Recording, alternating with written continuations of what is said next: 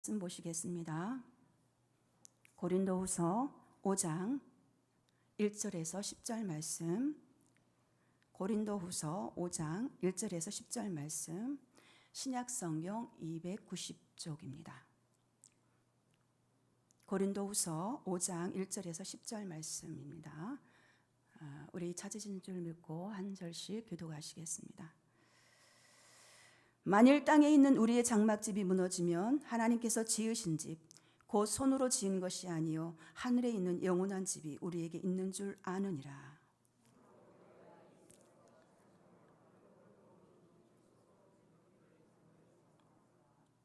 이렇게 입으면 우리가 벗은 자들로 발견되지 않으려 함이라.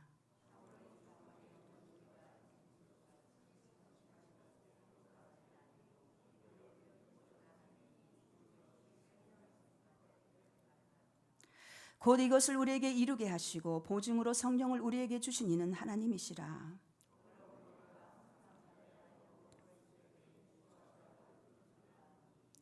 이는 우리가 믿음으로 행하고 보는 것으로 행하지 아니함이로라.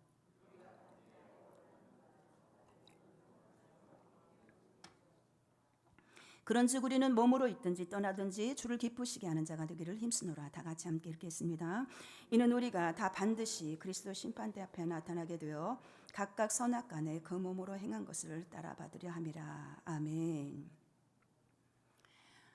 새벽을 깨어 나오신 여러분들을 진심으로 환영하고 축복합니다. 우리가 앞장에서 겉사람과 속사람의 비교를 통하여 일시적인 고난과 또 영원한 영광을 대조한 바울은 오늘 본문에서 땅의 장막과 하늘의 초소를 대조함으로써 종말론적인 내세를 좀 더 진전시켜서 나가는 것을 볼 수가 있습니다. 바울은 땅의 장막의 나약성과 임시성을 잘 알고 있으며 또한 그것에 대조되는 하늘의 집의 경고성과 영원성을 이 시간 강조하고 있는 것입니다.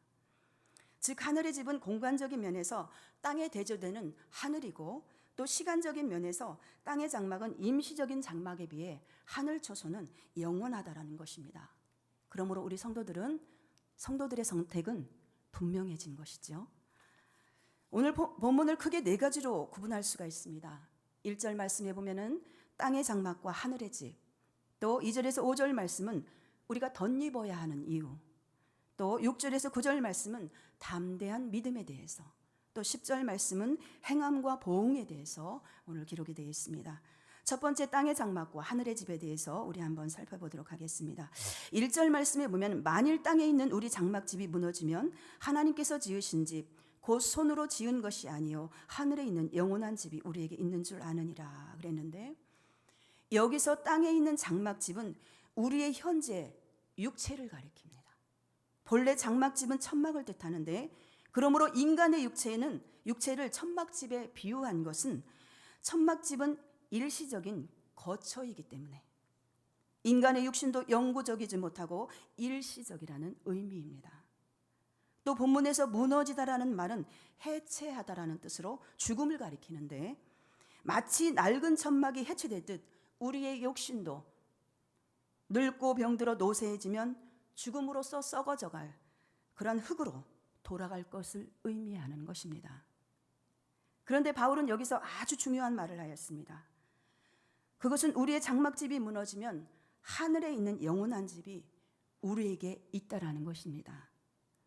여기서 하늘에 있는 영원한 집이란 성도들이 장차 천국에서 있게 될 새로운 몸, 곧 부활체를 의미합니다. 물론 우리가 죽지 않고도 새 육체를 입을 수가 있습니다. 주님의 재림이 이루어지기까지 살아있는 성도는 그들이 입고 있던 육체가 호련히 새로운 육체로 변화될 것입니다. 그들이 입고 있던 육체가 호련히 새로운 육체로 변화될 것인데, 그러나 모든 사람이 그리스도의 재림 때까지 살 수 없기에 죽음은 필연적인 것이고, 그러므로 성도는 죽음에 대하여 불신자들과는 달리 소망을 가지고 바라보아야 하고, 또 성도는 살아서 주님의 재림에 참여할 소망을 지니고 우리가 살아야 되는 것입니다. 그러므로 고린도전서 15장 51절에서 52절 말씀에 보면은 보라 내가 너희에게 비밀을 말하노니 우리가 다 잠잘 것이 아니요 마지막 나팔에 순식간에 호련히 다 변화되리니 나팔 소리가 나매 죽은 자들이 썩지 아니할 것으로 다시 살아나고 우리도 변화되리라. 아멘. 두 번째 2절에서 5절 말씀은 덧입어야 하는 이유에 대해서 말씀하고 있습니다. 우리 2절에서 5절 다 같이 함께 읽겠습니다. 참으로 우리가 여기 있어 탄식하며 하늘로부터 오는 우리 처소를 덧입기를 간절히 사모하노라. 이렇게 입으면 우리가 벗은 자들로 발견되지 않으려 함이라. 참으로 이 장막이 있는 우리가 짐진 것 같이 탄식하는 것은 벗고자 함이 아니요 오히려 덧입고자 함이니 죽을 것이 생명에 삼킨 바 되게 하렵니다. 곧 이것을 우리에게 이루게 하시고 보증으로 성령을 우리에게 주신 이는 하나님이시라. 바울은 탄식하면서 하늘로부터 오는 처소를 덧입기를 간절히 소망했습니다. 여기에 모인 우리 동강 제1교회 모든 공동체는 바울처럼 하늘로부터 오는 처소를 덧입기를 간절히 소망해야 될 줄로 믿습니다. 여기서 탄식이란 소망의 탄식을 말하는데 비관주의자들의 허탄한 탄식을 의미하지 않고 이 탄식은 죽음의 정체를 두려워하는 탄식이 아니라 오히려 죽음의 정체를 알고 새로운 생활을 확신한 데서 오는 소망이요 또한 갈망하는 의미입니다. 그리고 3절에서는 이렇게 입으면 벗은 자들로 발견되지 않으려 함이라고 했습니다. 여기서 벗은 자들이란 죽어서 육체와 영혼이 분리되는 자들을 의미하는데, 즉 그리스도의 재림 시 주님의 영광스러운 부활체를 덧입지 않은 자를 말하고 있습니다.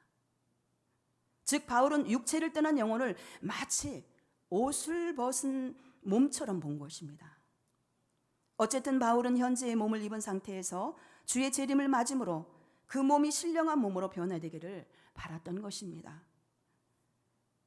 물론 이것은 바울에게 죽은 후의 부활에 대한 확신이 없었기 때문이 아니고 또 죽는 것을 두려워했기 때문이 아니라 사실 그는 현재 몸을 떠나 주님 곁으로 가기를 원했던 것은 너무나 고난의 연속이었기 때문에, 그래서 주님 곁에서 안식을 취하고 싶었던 것입니다. 우리의 인생의 최대 목표는 반드시 입어야 할 입을 입어야 한다라는 것입니다. 또한 피해야 할 것도 있습니다. 벌거벗은 채로 발견되는 것, 즉 몸에 신령한 옷이 덧입혀지지 않았을 경우를 말하는 것입니다. 사실 죽음이라는 것은 우리가 아무리 내세를 소망한다 해도 인생의 최대의 고통이 아닐 수가 없습니다. 그래서 성경에도 고린도전서 15장 26절 말씀에 사망을 우리의 최후의 원수라고 말하고 있는 것입니다. 또 4절 말씀에 보면은 참으로 이 장막에 있는 우리가 짐진 것까지 탄식하는 것은 벗고자 함이 아니요 오히려 덧입고자 함이니 죽을 것이 생명에 삼킨 바 되게 하려 함이라. 죽을 것이 생명에 삼킨 바 된다라는 말은 그리스도께서 사망을 완전히 제압하는 재림 때에 있을 육체의 부활을 의미합니다. 에녹은 하나님과의 끊임없는 교제를 통하여 경건한 생활을 하다가 죽음을 맛보지 않고 낙원으로 옮겨졌습니다. 엘리야 또한 주의 일을 하다가 호련히 승천했습니다. 이 두 사건은 하나님과의 인격적인 교제가 회복되는 곳에 죽음으로부터 구원이 있다는 사실을 예표하는 것입니다. 즉 본문에서 바울은 자신이 죽기 전에 주께서 재림하셔서 죽음을 맛보지 않고 부활체로 변화되어 영원한 영광에 이르기를 소망한 것이기에 이 소망을 짐진 자와 같은 심정으로 사모한다고 하였습니다. 그리고 이 소망은 하나님께서 성령으로 보증하신 확신임을 우리가 5절에서 또한 다시 확인할 수가 있습니다. 5절을 보면 바울은 이것을 우리에게 이루게 하시고 보증으로 성령을 우리에게 주신 이는 하나님이시라고 하였습니다. 즉 하나님께서 우리에게 주신 성령이 우리의 부활의 보증이 된다라는 말입니다. 그렇다면 성령이 우리의 부활의 보증이 될 수 있는 근거는 과연 무엇일까요? 그것은 두 가지로 생각해 볼 수가 있습니다. 첫째는 성령께서 생명의 원천이라는 것입니다. 그분은 삼위일체 하나님 가운데 삼위의 하나님으로서 성부 성자 하나님과 동일하게 창조 사역에 동참하신 창조주이십니다. 그로 말미암아 모든 육체가 생명을 얻었고 바로 그 성령께서 우리 안에 늘 내주하는 것입니다. 그러한 의미에서 성령은 성도가 죽어도 다시 살 것에 대한 보증이 된다라는 것입니다. 둘째는 예수께서 성령으로 말미암아 다시 사셨다는 데 있습니다. 근데 예수께서 어떻게 다시 사셨습니까? 로마서 8장 11절 말씀에 보면은 예수를 죽은 자 가운데서 살리신 이의 영이 너희 안에 거하시면 그리스도 예수를 죽은 자 가운데서 살리신 이가 너희 안에 거하시는 그의 영으로 말미암아 너의 죽을 몸도 살리시리라. 그리스도께서 성령으로 말미암아 다시 사셨습니다. 바로 그 성령께서 성도들 안에 내주하는 것이며 성령은 부활의 영이요, 따라서 성령은 성도들의 부활의 확실한 보증이 되는 것입니다. 이렇게 하나님은 성령을 우리의 부활의 보증으로 우리에게 보내주셨고, 말씀으로만 부활을 약속하신 것이 아니라 그리스도를 부활시킨 성령께서 우리에게도 주셔서 우리로 하여금 온전히 부활의 확신을 가지도록 해주신 것입니다. 특별히 우리 안에 내주하시는 성령은 우리의 영을 거듭나게 하시고 또한 자녀로 증거하게 하시며 또한 성령의 열매를 맺게 하심으로 우리를 부활에 합당한 자로 지금 현재도 만들어가고 계신 것입니다. 그리고 성령께서 이제 그리스도의 재림 때에는 성도들로 하여금 반드시 부활시켜서 신령한 몸을 얻게 하시고 당신의 보증 사역을 완수하실 것입니다. 그러므로 우리는 성령을 쫓아 행하고 성령을 근심시키지 말며 성령께 순종하는 삶을 사시는 저와 여러분이 되시길 바랍니다. 에베소 4장 30절 말씀에 보면은 하나님의 성령을 근심하게 하지 말라. 그 안에서 너희가 구속의 날까지 인치심을 받았느니라. 세 번째 6절에서 9절 말씀에 담대한 믿음에 대해서 살펴보도록 하겠습니다. 6절에서 9절 말씀 다 같이 함께 읽겠습니다. 그러므로 우리가 항상 담대하여 몸으로 있을 때에는 주와 따로 있는 줄을 아노니 이는 우리가 믿음으로 행하고 보는 것으로 행하지 아니함이로라. 우리가 담대하여 원하는 바는 차라리 몸을 떠나 주와 함께 있는 그것이라. 그런즉 우리는 몸으로 있든지 떠나든지 주를 기쁘시게 하는 자가 되기를 힘쓰노라. 6절에서 그러므로 우리가 항상 담대하여 몸으로 있을 때에는 주와 따로 있는 줄을 아노니, 우리는 장차 그리스도 앞에 설 것이고 그의 나라에서 그와 더불어 영원히 살 것인데, 우리가 육체를 입고 사는 한에는 그리스도와 따로 떨어져 있습니다. 물론 영적으로는 주님과 함께 늘 살고 있지만 겉으로는 하늘의 주님과 떨어져 살고 있기에 그런 의미에서 주와 따로 있는 것이라고 표현한 것입니다. 그런데 바울은 그럼에도 불구하고 항상 담대하다고 하였습니다. 그 이유는 어디에 있을까요? 이에 대해서는 두 가지로 우리가 살펴볼 수가 있습니다. 첫째는 주님께서 다른 보혜사인 성령으로 우리와 늘 함께 계시기 때문입니다. 여기서 다른 보혜사란 예수님과 같으신 도우신 자라는 성령을 뜻하는데, 즉 주님은 당신이 영이신 다른 보혜사 성령을 통해 우리와 함께 하시는 것입니다. 요한복음 14장 16절 말씀에 보면은 주님은 내가 아버지께 구하겠으니 그가 또 다른 보혜사를 너희에게 영원토록 주사 영원토록 너희와 함께 하시리라. 둘째는 주님께서 비록 우리와 거처는 달리하셔도 우리를 위하여 늘 간구하시기에 담대할 수가 있는 것입니다. 로마서 3장 34절 말씀에 누가 정죄하리요? 죽으실 뿐 아니라 다시 살아나신 이는 그리스도 예수시니 그는 하나님 우편에 계신 자요 우리를 위하여 간구하시는 자니라고 바울은 증언하고 있습니다. 그렇습니다. 우리 주님은 지금도 하나님 우편에서 우리를 위해 친히 간구하고 계십니다.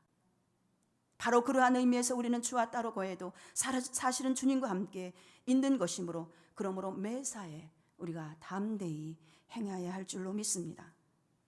7절에 보면 우리가 믿음으로 행하고 보는 것으로 행하지 않는다 하였습니다. 세상에서 육신을 입고 사는 삶이란 그리스도를 눈으로 볼 수 있는 세계의 삶이 아니라 그것을 믿음으로 보며 사는 삶인 것입니다. 그래서 바울은 고린도전서 13장 12절 말씀에 우리가 지금은 거울로 보는 것 같이 희미하나 그때에는 얼굴과 얼굴을 대하여 볼 것이요 지금은 내가 부분적으로 하나 그때에는 주께서 나를 아신 것 같이 내가 온전히 알리라고 했습니다.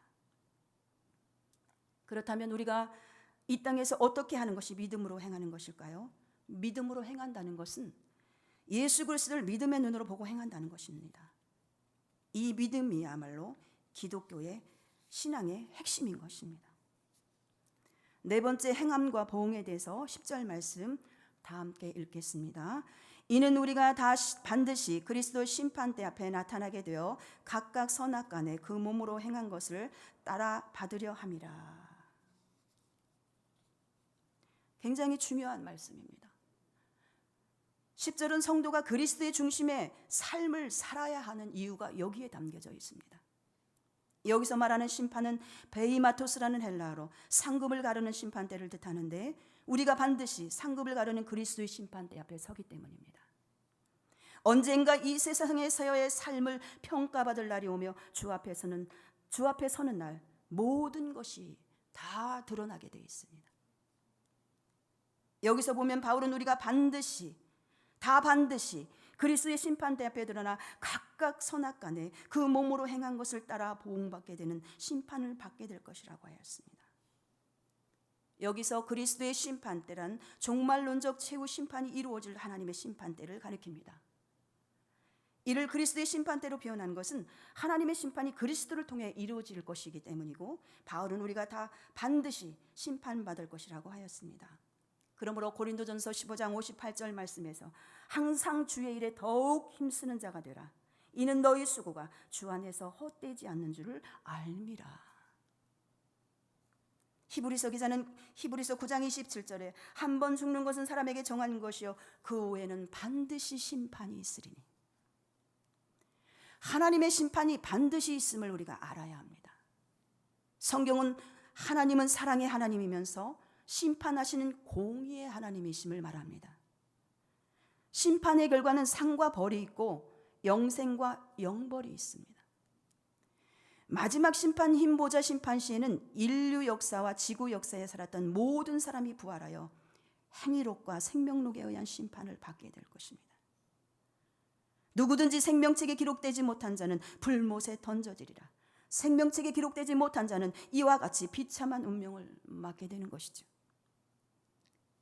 우리가 여기서 준비가 안 되면 마지막 심판의 자리에서는 길이 없고, 우리가 마지막 때를 다 보아서 알면 아무 소용이 없다라는 것이에요. 하나님께서 우리에게 성경을 주신 이유는 미리 읽고 준비하라고 주신 것인 줄로 믿습니다. 그렇습니다. 우리는 다 최종적인 심판을 남겨두고 있습니다.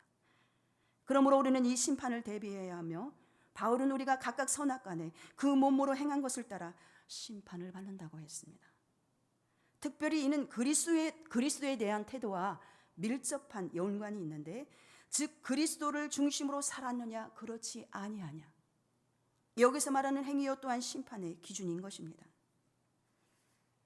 그리스도의 중심으로 산 것은 선이며 그렇지 못한 것은 악이므로 선악의 기준은 인간이 아니라 그리스도께 있는 것입니다. 그러므로 성도 여러분, 우리는 어떻게 살아야 합니까?